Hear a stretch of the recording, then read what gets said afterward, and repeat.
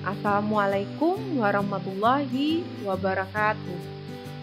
Baik teman-teman, pada kesempatan kali ini kita akan membahas tentang gaya belajar dan implikasinya bagi calon pendidik. Kenapa sih gaya belajar itu penting untuk kita pahami oleh calon pendidik? Karena peserta didik memiliki kecenderungan dan cara yang berbeda-beda dalam melakukan proses belajar, yaitu dalam menyerap, mengatur, dan mengelola materi yang dipelajari. Kalau kita sebagai pendidik mengabaikan perbedaan itu, maka peserta didik nantinya akan cenderung lebih sulit dalam memahami materi ajar yang kita sampaikan, sehingga pembelajaran pun tidak akan berjalan secara efektif. Lalu, apa sih yang dimaksud dengan gaya belajar itu? Menurut Camp, gaya belajar itu merupakan cara kita mengenali berbagai metode belajar yang kita sukai yang mungkin efektif bagi peserta didik. Nah, sedangkan di sini De Porter dan Hernecki juga sudah mengelompokkan gaya belajar itu ke dalam 3 tipe gaya belajar. Yang pertama, gaya belajar visual, yang kedua auditory, yang ketiga kinestetik. Nah, bagaimana cara untuk mengetahui apa tipe gaya belajar dan bagaimana cara yang efektif untuk menerapkan belajar sesuai dengan tipe gaya belajar? Di sini akan kita bahas satu persatu.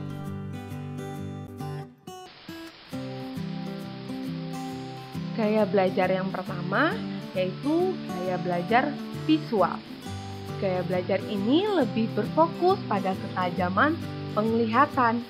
Peserta didik yang memiliki gaya belajar visual ini lebih mudah mengingat apa yang mereka lihat, seperti bahasa tubuh, diagram, buku pelajaran yang bergambar, dan video. Selanjutnya, gaya belajar visual ini juga memiliki ciri-cirinya sebagai berikut.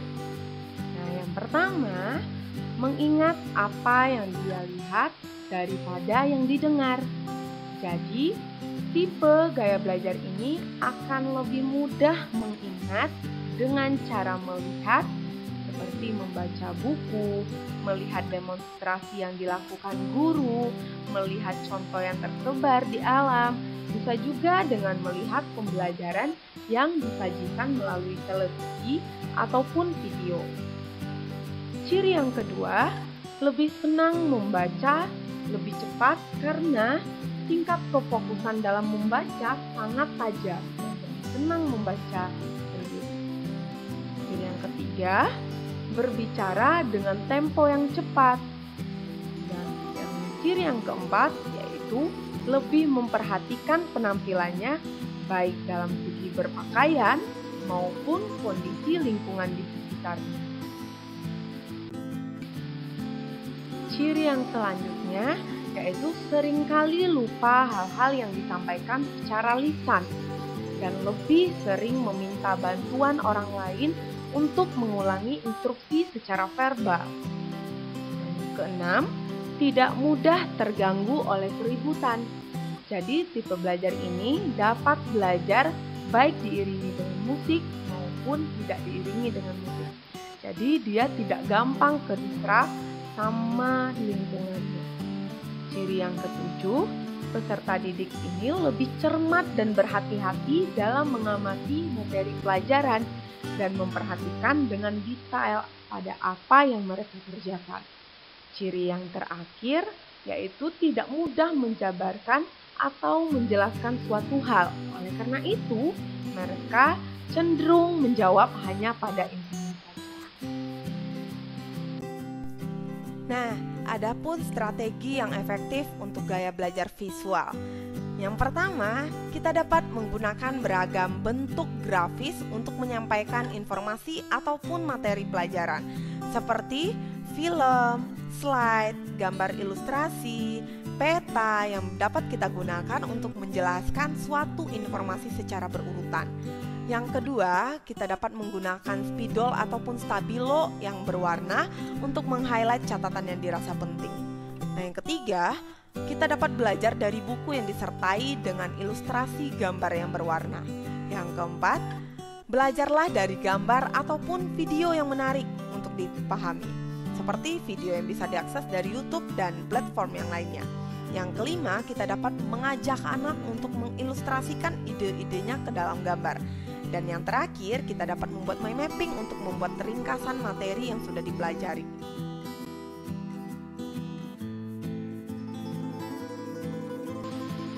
Gaya belajar yang kedua adalah auditori. Jadi gaya belajar ini lebih mengandalkan pada indera pendengaran sebagai alat utama menyerap informasi ataupun pengetahuan. Jadi untuk peserta didik yang memiliki gaya belajar auditori ini juga memiliki ciri-cirinya. Yang pertama, mereka lebih senang belajar mengandalkan alat pendengarannya sebagai sarana belajar. Yang kedua, cenderung suka membaca dengan keras. Ciri yang ketiga, sangat peka dengan gangguan atau keributan. Nah, yang keempat, suka menggerakkan bibir dan mengucapkan tulisan di buku ketika sedang membaca. Yang kelima, biasanya menjadi pembicara yang fasih. Yang keenam, cenderung senang mendiskusikan sesuatu dengan cara membuka percakapan. Adapun beberapa strategi yang efektif yang dapat kita gunakan di dalam gaya belajar auditori ini.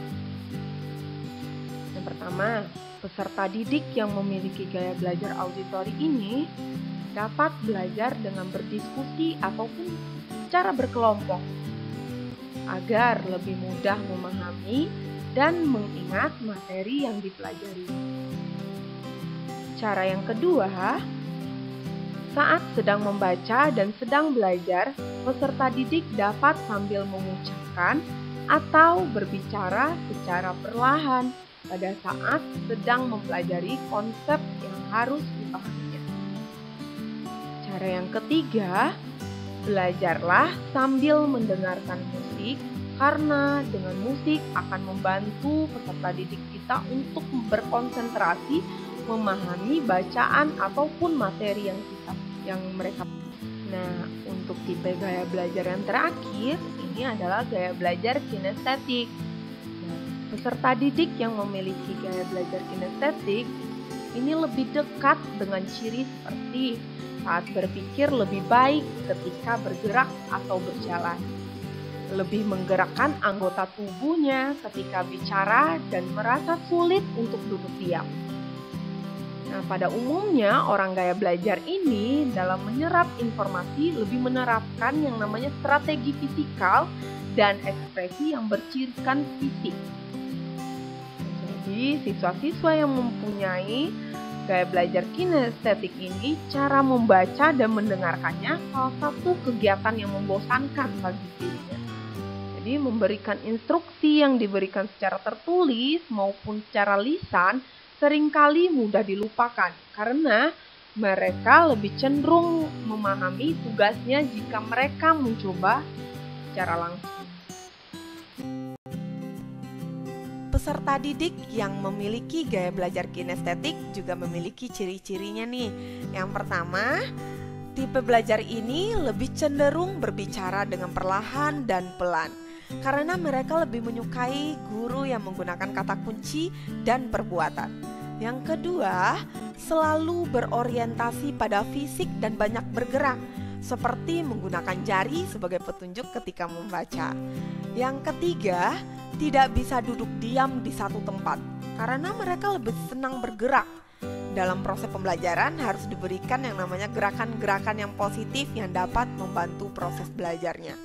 Yang keempat, sangat suka dengan tantangan dan menemukan hal-hal yang baru.